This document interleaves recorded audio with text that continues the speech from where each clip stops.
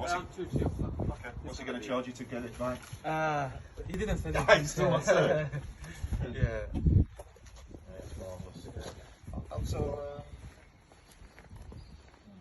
بچه ماشین اینه جکوار اف تایپ 2017.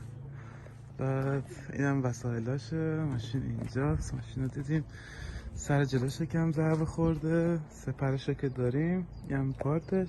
اینم ماشین. اومدیم شفیل. این ماشینه. عملی آقا ماشین رو گرفتیمش، سوار ریکاوری کردیم. دوستمونم ایرانیه.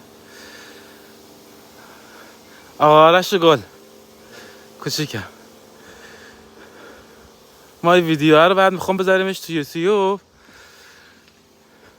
ماشین اومد رو ریکاوری.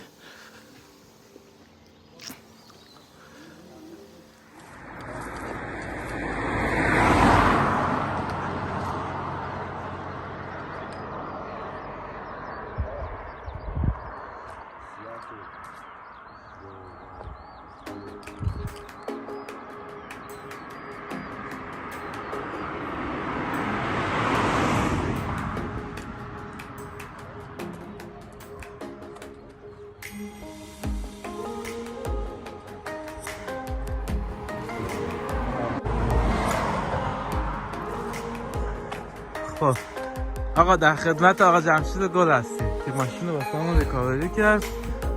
الان داریم میریم سمت برمینگام. بعد هوام که پرفکت.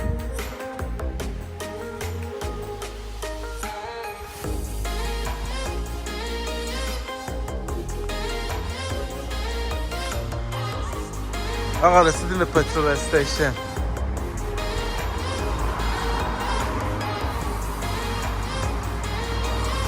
آجمع یه بنزینی بزنیم و هلیوسه. آره بریم خدا چی میخواد.